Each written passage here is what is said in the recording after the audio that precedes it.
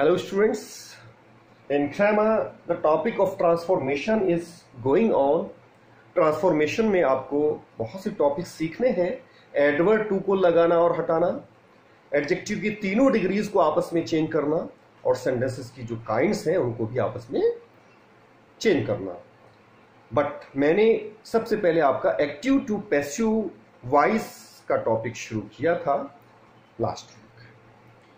इसमें आपको मैं अभी तक अफर्मेटिव और नेगेटिव सेंटेंसेस में एक्टिव से पैसिव बनाना सिखा चुका हूं। स्टूडेंट याद रखिए, जैसे हमने एक्टिव से पैसिव बनाने के लिए 4 रूल्स को फॉलो किया है, जिनमें सबसे पहला रूल सब्जेक्ट को ऑब्जेक्ट, ऑब्जेक्ट को सब्जेक्ट बनाते हैं, हेल्पिंग वर्ब का प्रयोग करते हैं, मेन वर्ब को थर्ड फॉर्म में चेंज करते हैं और ऑब्जेक्ट से पहले बाय का यूज करते हैं। नेगेटिव में कुछ ज्यादा डिफरेंस नहीं आया है, सिर्फ नॉट का प्रयोग कर रहे हैं। प्रेजेंट इंडेफिनिट और पास्ट इंडेफिनिट में हम पैसिव वॉइस में पैसिव वॉइस वाली हेल्पिंग वर्ब्स का ही यूज करेंगे अपेक्षाकृत डू, डज, डिड के। Our today's topic is interrogative yes no type. मैंने आपको इंट्रोगेटिव टाइप बताए थे, वो सेंटेंसेस जो हेल्पिंग वर्ब से शुरू होते हैं और उसमें जो भी क्वेश्चन पूछा जाता है उनका आंसर हाँ या ना में आता है। तो ऐसे सेंटेंसेस को हम एक्टिव से पैसिव में कैसे चेंज करेंगे, चलिए सीखते हैं। पहले इंडेफिनिट टेंस में हम देखेंगे डू यू प्ले क्रिकेट, क्या तुम क्रिकेट खेलते हो। ये प्रेजेंट इंडेफिनिट टेंस का सेंटेंस है और इंट्रोगेटिव यस नो टाइप है, क्योंकि इसमें डू हमने शुरू में लगाया हुआ है, लास्ट में क्वेश्चन मार्क है। पैसिव वॉइस बनाने के लिए मैंने आपको प्रेजेंट इंडेफिनिट पे रूल बताया था कि इसमें हेल्पिंग वर्ब के रूप में इज, एम या आर का यूज किया जाता है। अब चूंकि डू, डज और डिड, पास्ट और डिड, ये तीनों जो वर्ड्स हैं ये सिर्फ नेगेटिव और इंट्रोगेटिव में यूज होते हैं, अफर्मेटिव में ये यूज नहीं होते हैं। लेकिन अब हम यहां पर इंट्रोगेटिव होने के बावजूद भी हम इसमें इज, एम, आर का ही यूज करेंगे। तो अब इज, एम या आर तीनों में से हम क्या लगाएंगे, ये बताएगा हमारा ऑब्जेक्ट, जो कि इसमें क्रिकेट है। तो क्रिकेट सिंगुलर नंबर है तो हमें इज लगाना चाहिए, इज, उसके बाद क्रिकेट का यूज करेंगे और प्ले की थर्ड फॉर्म प्लेड, बाय लगा करके यू को हम ऑब्जेक्ट बना देंगे और लास्ट में क्वेश्चन मार्क। तो डू की जगह पे हमें इज का प्रयोग करना है। इसी तरह से डस भी अगर आता है तो भी हमें इज, एम, आर ही लगाना है। Same is the case in past indefinite tense. इसमें डिड का यूज हुआ है तो हमने पास्ट इंडेफिनिट में वाज या वर लगाया था, तो यहां पर भी डिड के स्थान पर वाज या वर का यूज किया जाए, क्योंकि इसके बाद हमें ऑब्जेक्ट या सब्जेक्ट की जगह पे लाना है और ऑब्जेक्ट यहां पर यू है जो कि प्लूरल है, तो हमें वर लगाना पड़ेगा। वर के बाद यू और हेल्प की third form help, by he इधर आकर के हिम बन जाएगा question mark. Now come to future indefinite tense. इसमें विल या शैल का यूज हुआ है और इसमें कोई फर्क नहीं पड़ता आपका सब्जेक्ट सिंगुलर है या प्लूरल है। आई और वी के साथ शैल, बाकी सब विल का यूज होता है, तो हम इसको एज इट इज लिखेंगे पहले और उसके बाद इसमें ऑब्जेक्ट है एन, एस से। फ्यूचर इंडेफिनिट में आपने अफर्मेटिव और नेगेटिव दोनों में पैसिव वॉइस में बी का यूज किया था, तो वो बी अब हम इस सब्जेक्ट के बाद में लगाएंगे। तो ध्यान यही रखा जाएगा कि जो एक्स्ट्रा हेल्पिंग वर्ब जो लगती है बी, वो सब्जेक्ट के बाद लगेगी।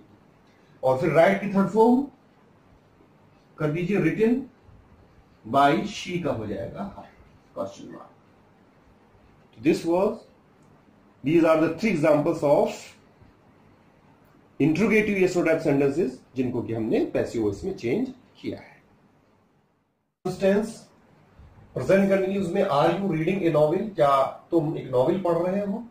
तो हम इसमें कंटिन्यूअस टेंस में हमने बीइंग का यूज किया था एक्स्ट्रा हेल्पिंग वर्ब के रूप में, तो यहां पर भी बीइंग का यूज करेंगे, लेकिन पहले हम हेल्पिंग वर्ब को इशू में रखेंगे। इस हेल्पिंग वर्ब के बाद हमें ऑब्जेक्ट लाना है। हमें ये देख लेना है कि चूंकि यू प्लूरल था तो हमने आर लगाया हुआ है, बहुवचन के साथ आर लगाया हुआ है, जबकि नॉवेल जो है जब जो इसके पास आएगा वो सिंगुलर नंबर है, तो हम आर की जगह पे इज का यूज करेंगे। इज, एम, आर तीनों एक ही फैमिली के हैं, तो तीनों में से हम किसी को भी रखेंगे वचन के अनुसार, एक वचन बहुवचन का ध्यान रखेंगे। ये हमने अभी पैसिव वॉइस के लिए कुछ भी हमने इसमें कोई रूल नहीं अप्लाई किया, अभी हमने सिर्फ इज चेंज किया है इसके नंबर को देखते हुए, और उसके बाद हमने अब ऑब्जेक्ट को शुरू में लगाना है सब्जेक्ट बना करके, इज ए नॉवल। अब हम पैसिव वॉइस वाला रूल इसमें अप्लाई करेंगे, और वो है आईएनजी वालों में मैंने आपको बीइंग बताया था, ये आईएनजी बी के साथ मिलकर के बीइंग बन जाएगा। और अब हम रीड की थर्ड फॉर्म रेड का यूज करेंगे। स्पेलिंग सेम होती है और प्रोनाउंसिएशन बदल जाती है, रीड और ये रेड। बाय के बाद हम यू का यूज करेंगे, question mark. In past continuous tense was को वॉज ही रखेंगे, ये देख लीजिए इसके बाद जो ऑब्जेक्ट आएगा वो सिंगुलर है प्लूरल, तो सिंगुलर है ए बॉय, इसलिए वॉज को हम चेंज नहीं कर रहे हैं, वॉज ए बॉय। और आईएनजी की वजह से यहां पर भी बीइंग का ही यूज किया जाएगा। बीइंग, बीट की third form beaten by, she का ऑब्जेक्ट के रूप में हो जाएगा। क्या वह एक लड़के को पीट रही थी, तो was a boy being beaten by, क्या एक लड़का उसके द्वारा पीटा जा रहा था। इसमें मैंने 6 एग्जाम्पल जो फ्यूचर कंटिन्यूअस टेंस में होता है वो नहीं लिखा, क्योंकि उसका पैसिव वॉइस नहीं बनता, उसमें एक्टिव वॉइस में ही विल बी शैल बी का यूज होता है। Has he return your book, क्या उसने तुम्हारी किताब लौटा दी है, तो हम हैज को हैज ही लिखेंगे, लेकिन पहले देख लीजिए सब्जेक्ट हमारा सिंगुलर है, दिस इज सिंगुलर, तो हम हैज को हैव में नहीं बदलेंगे। हैज के बाद योर बुक ऑब्जेक्ट के रूप में था जो सब्जेक्ट बन गया है, और परफेक्ट टेंस में हमें बीइंग का यूज करना होता है, तो has your book been, return third form already है, पैसिव में भी थर्ड फॉर्म ही लगती है, एज इट इज आप इसको काट लीजिएगा, बाय ही का object question mark. Same is here, head को हेड रखेंगे, इसमें सिंगुलर या प्लूरल का कोई फर्क नहीं पड़ेगा, तो हेड द वर्क और बीइंग का यूज कीजिए, कंप्लीटेड ऑलरेडी थर्ड फॉर्म है, एज इट इज उतार लीजिए, और बाय सब्जेक्ट जो है ये शी यहां पर हर बन जाएगा। एंड यहां पे विल को विल रखने के बाद में पहले हम ऑब्जेक्ट लगाएंगे टिकट्स, फिर ये हैव जो इसमें हेल्पिंग वर्ब में लगाने के बाद तब बीइंग का प्रयोग किया जाएगा। तो जहां पर डबल हेल्पिंग वर्ब होती है तो पहले हम दोनों हेल्पिंग वर्ब्स को लगा लेते हैं, फिर पैसिव वॉइस वाली यानी बीइंग का प्रयोग करके मेन वर्ब की तरफ फॉर्म लगा। Bought. Will tickets have been bought by देगा them हो जाएगा question. This was all about active passive in interrogative yes or type sentences. Now we do it in interrogative WH type.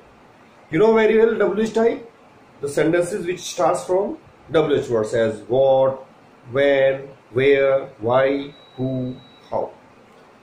जो sentence प्रश्नवाचक शब्दों से शुरू होते हैं वो WH टाइप इंट्रोगेटिव कहलाते हैं। तो हम ये सीखेंगे कि ऐसे सेंटेंसेस जिसमें प्रश्नवाचक शब्द शुरू में लगा हुआ होता है उनका हम पैसिव वॉइस कैसे बनाते हैं। Okay, let's start. First sentence, where do you play cricket, तुम क्रिकेट कहां खेलते हो। This is present indefinite tense and interrogative WH type. Second sentence, When did he buy his books? उसने अपनी किताबें कब खरीदी, तो this is past indefinite tense WH type. Then when will you return my pen? तुम मेरा pen कब लौटाओगे, तो this is future indefinite tense and WH type interrogative sentences. इनको हम पैसिव में कैसे बनाएंगे? First of all we have to use the question word in the starting. जो भी क्वेश्चन वर्ड हमारे पास है, what, where, why, who, how में से उसको as it is नीचे लिखेंगे। इसके बाद चूंकि हेल्पिंग वर्ब जरूर लगती है WH टाइप में, डू डज का जो यूज है प्रेजेंट इंडेफिनिट में होता है। मैंने आपको पैसिव वॉइस में बताया था कि इज MR का यूज किया जाएगा, तो हमें डू या डज को चेंज करना है इज MR में से। और चूंकि इसके बाद हमें ऑब्जेक्ट के रूप में क्रिकेट को लगाना है, तो क्रिकेट सिंगुलर नंबर है इसलिए हम यहां पर इज लगाएंगे। और अब क्रिकेट लगने के बाद में प्ले की थर्ड फॉर्म प्लेड कर दी जाएगी, और बाई लगा करके ये जो यू सब्जेक्ट था इसको हम ऑब्जेक्ट बना देंगे क्वेश्चन मार्क। तो where is cricket played by you. Now come to second sentence, इसमें भी सेम है, व्हेन के नीचे हम वैन लिखेंगे और वैन के बाद हेल्पिंग वर्ब इसमें डिड है। आपको पैसिव वॉइस में मैंने वॉज या वर बताया था, तो वॉज या वर में से क्या लगेगी, हमारा ऑब्जेक्ट बताएगा। ऑब्जेक्ट है हिज बुक्स जो कि प्लूरल है, तो हम यहाँ पे वर लगाएंगे बहुवचन की वजह से।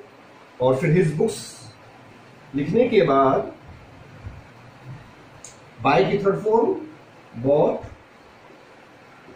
बाय लगा करके ही को ऑब्जेक्ट के रूप में हिम लिख देंगे और question mark. Now third example future indefinite में वैन शुरू में लगा हुआ है, तो अब अभी भी हम वैन को भी शुरू में लिखेंगे। फ्यूचर इंडेफिनिट में हम डू डज डिड चूंकि नहीं इसमें होता है, इसमें विल या शैल का यूज होता है, तो विल या शैल को हम एज इट इज लिखेंगे। आपने अफर्मेटिव नेगेटिव और रजिस्टर टाइम में देखा था कि डू डज डिड को चेंज कर दिया जाता है is am are was verb में, जबकि अन्य जितनी भी हेल्पिंग वर्ब होती हैं वो जो की तो लगती हैं और उसमें पैसिव वॉइस में एक एक्स्ट्रा हेल्पिंग वर्ब बढ़ा दी जाती है। तो विल को पहले लिखेंगे और जो बढ़ी हुई एक्स्ट्रा लिखी जाएगी वो ऑब्जेक्ट के बाद लिखी जाएगी। तो ऑब्जेक्ट के रूप में माई पेन लिखिए पहले, और विल या शैल में आपको बी का यूज मैंने बताया था।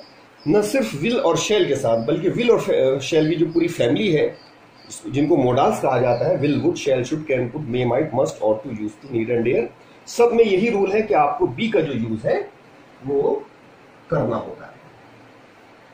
रिटर्न की थर्ड फॉर्म रिटर्न लिखिए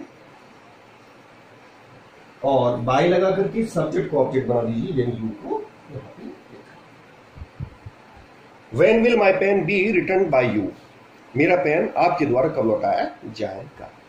number 4 Why is he beating the beggar? वो भिखारी को क्यों पीट रहा है। तो this is present continuous tense, वो इज एम आर और फिर आईएनजी का यूज होता है, और वाई शुरू में है तो इंट्रोगेटिव डबल टाइप है। जो आपने फ्यूचर इंडेफिनिट में किया है आपको सभी आगे जितने भी सेंटेंसेस सभी में यही करना है, यानी पहले डब्ल्यूएच वर्ड लगाइए आप, उसके बाद जो हेल्पिंग वर्ब इसमें दी हुई है उसको हम एज इट इज लिखेंगे। बस हम ये जरूर देख लेंगे कि इसके बाद जो ऑब्जेक्ट आता है उसके साथ इसका जो नंबर है वो मैच करता है कि नहीं। सिंगुलर नंबर और प्लूरल नंबर, अगर ये प्लूरल में होता तो हम इसको आर कर देते, अगर ये आई होता तो उसको हम एम कर देते। तो इज एम आर तीनों एक ही फैमिली के हैं जिनको हम आपस में चेंज कर सकते हैं, लेकिन ऐसा नहीं है कि इसमें हम अभी पैसिव वॉइस के लिए हमने कुछ एक्स्ट्रा इसमें भी कुछ किया है। हमें जो एक्स्ट्रा करना है वो है बीइंग का यूज, और वो होगा ऑब्जेक्ट के बाद। तो द बेगर लगाने के बाद में आपको इसमें बीइंग का प्रयोग करना है, जो आपने अफर्मेटिव नेगेटिव और यस और टाइम में भी किया था। यानी ये आईएनजी बी के साथ मिलकर के यहां पे आ गई। अब वर्ब की थर्ड फॉर्म यानी बी की थर्ड फॉर्म होती है बी, वो लिखेंगे और बाय लगा करके सब्जेक्ट को ऑब्जेक्ट बना देंगे। ही को जब ऑब्जेक्ट की जगह पे लिखा जाएगा तो ही हो जाएगा क्वेश्चन। तो why is the beggar being beaten by him. Now how was she driving the car, वो कार कैसे चला रही थी। तो इसमें हाउ डब्ल्यूएच वर्ड है, इसको हम एज इट इज लिखेंगे, फिर वॉज को एज इट इज लिख करके द कार इधर आ जाएगा। यहां पर भी हम देखेंगे अगर ये प्लूरल होता तो हम इसको वर कर देते। पैसिव वॉइस वाली जो एक्स्ट्रा हेल्पिंग वर्ब यहां पर भी बीइंग का ही प्रयोग होगा। और ड्राइव की third form driven, by she का ऑब्जेक्ट होता है। फ्यूचर कंटिन्यूअस का पैसिव वॉइस नहीं बनता क्योंकि उसमें एक्टिव वॉइस में ही विल बी शैल बी का यूज होता है। For example when will he be coming to school, या फिर कैसा भी सेंटेंस उसमें विल बी शैल बी चूंकि एक्टिव में ही आ रहा है तो उसको हम पैसिव में चेंज नहीं कर सकते। Case number 7 present perfect. When has the policeman caught the thief, police चोर को कब पकड़ चुकी है, ये पुलिस ने चोर को कब पकड़ा है। सेम इज द रूल, सबसे पहले आप व्हेन लगाइए, व्हेन के बाद हैज को हम हैव बदल देंगे अगर हमारा ऑब्जेक्ट प्लूरल हुआ, लेकिन नहीं द थीफ सिंगुलर है तो हैज हम एज इट इज लिखेंगे और ऑब्जेक्ट पहले लगाएंगे।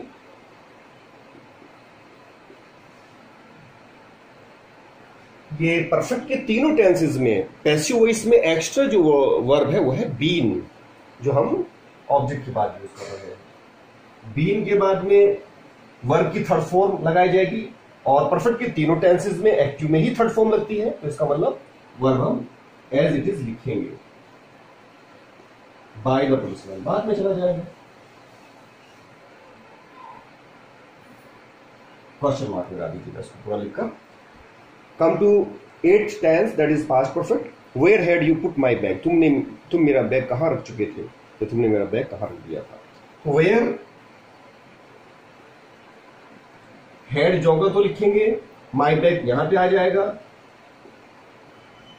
और एक्स्ट्रा जो पैसिव वॉइस वाली हेल्पिंग वर्ब में बीन लगाने के बाद पुट थर्ड फॉर्म है वो एज इट इज लिखी जाएगी, बाय लगा करके यू को हम ऑब्जेक्ट के रूप में लिखेंगे। Now come to the 9th tense that is future perfect tense. पहले वाई लिखा जाएगा, वाई के बाद इसमें हेल्पिंग वर्ब विल है वो एज इट इज हमने लिखी है, इसके बाद हम ऑब्जेक्ट लगाएंगे जो है माई प्रपोजल। इसमें अभी बीन लगाने से पहले हमें हैव भी लगाना है, क्योंकि विल हैव शैल हैव ये दोनों वर्ब्स लगती हैं फ्यूचर परफेक्ट में। तो पहले हम जो ऑलरेडी एक्टिव वॉइस वाली हेल्पिंग वर्ब है वो लगाएंगे, और फिर पैसिव वॉइस वाली बीन लगाने के बाद में वर्ब की third form as it is हम नकल उतारेंगे, रिजेक्टेड बाय ही का ऑब्जेक्ट है। उसने मेरे प्रस्ताव को वह मेरे प्रस्ताव को क्यों ठुकरा चुका होगा, इस तरह से हमने पैसिव में बना दिया है। इसके बाद परफेक्ट कंटिन्यूस टेंसेस आते हैं, प्रेजेंट पास्ट फ्यूचर तीनों, जिनमें एक्टिव में ही हम बीन का प्रयोग करते हैं, तो पैसिव वॉइस उनका भी नहीं बनता है। तो 12 में से सिर्फ 8 टेंसेस है जिनका हम पैसिव बना सकते हैं। अभी मैंने 2 सेंटेंस और लिखे हैं, इसमें मैंने एक जो डब्ल्यूएच वर्ड है हु यूज किया है दोनों में। हु के साथ थोड़ा सा डिफरेंट रूल है पैसिव वॉइस के लिए। जितने भी हु के अलावा प्रश्नवाचक शब्द है सब में वही रूल जो मैंने आपको भी बताया है, लेकिन हु में थोड़ा डिफरेंट क्या करना है वो आपको देखना है। क्योंकि हु में एक चीज ये भी डिफरेंट है कि हु के साथ कभी भी डू डज डिड का यूज नहीं होता है। तो प्रेजेंट इंडेफिनिट में हम डू डज के न लगा करके वर्ब में ही एस ई एस का यूज करते हैं, और पास्ट इंडेफिनिट में डिड न लगा करके वर्ब की सेकंड फॉर्म यूज करते हैं। जबकि अन्य प्रश्नवाचक शब्दों में ऐसा नहीं है, उसमें हम हेल्पिंग वर्ब जरूर लगाते हैं डब्ल्यूएच के बाद। हाँ, डू डज डिड के अलावा और जितनी भी हेल्पिंग वर्ब्स हैं जैसे will would shall should can could या is am are was were has have had वो सब लगते हैं। तो इसलिए हु का एक्टिव में भी थोड़ा डिफरेंट है। अब पैसिव में इसमें क्या हमें चेंज करना है, हु के स्थान पे बाय हुम का प्रयोग किया जाएगा, और बाय हुम के बाद rest rules are the same. Means present indefinite में हमें एस से पता चल रहा है कि प्रेजेंट इंडेफिनिट टेंस है, तो हम यहां पर इज एम आर का यूज करेंगे। क्योंकि इसके बाद हमें ऑब्जेक्ट लगाना है, ऑब्जेक्ट यू है, तो इसलिए आर का प्रयोग, बाय हुम आर यू, और टीच की थर्ड फॉर्म टॉट कर दीजिए, और बचे हुए ऑब्जेक्ट को आप एज इट इज उतार दीजिए। By whom are you taught science, science आपको किसके द्वारा पढ़ाया जाता है। अगर ये सेकंड फॉर्म होती तो हम समझ जाते कि ये पास्ट इंडेफिनिट टेंस है, तब हम यहां वॉज या वर में से एक लगाते। इनके अलावा अगर कोई और हेल्पिंग वर्ब जैसे विल वुड शैल शुड या फिर is am are was were कुछ आती है, तो इसमें हम पहले हु का बाय हुम करेंगे, और बाय हुम के बाद वो जो भी हेल्पिंग वर्ब है उसको एज इट इज उतारेंगे। फिर हम ऑब्जेक्ट यानी यू है इसके अंदर यू लगाएंगे। ऑब्जेक्ट लगाने के बाद अब हमें एक्स्ट्रा हेल्पिंग वर्ब जैसे विल की फैमिली में हमें बी का प्रयोग बताया गया है, तो हम यहां बी लगाएंगे। अगर आईएनजी वाला सेंटेंस होता, इज एम आर होता, जिसमें आईएनजी होती तो यहां बीइंग लगा देते। हैज हैव हैड वाला सेंटेंस होता तो ये थर्ड फॉर्म होती, तो हम यहां पे बीइंग का प्रयोग करते। चलिए, विल यू बी, अब हेल्प की थर्ड फॉर्म हेल्प, ये कंप्लीट हो गया। इसमें चूंकि सब्जेक्ट तो होता ही नहीं है हु वाले सेंटेंस में, तो अब हमें सब्जेक्ट लास्ट में लगाने की आवश्यकता नहीं होती है। तो ये थे इंट्रोगेटिव डब्ल्यूएच टाइप सेंटेंसेस। तो स्टूडेंट्स, अभी एक्टिव पैसिव में मैं आपको इंपेरेटिव सेंटेंसेस और बताऊंगा, और उसके बाद ये चैप्टर आपका कंप्लीट हो जाएगा। All the best.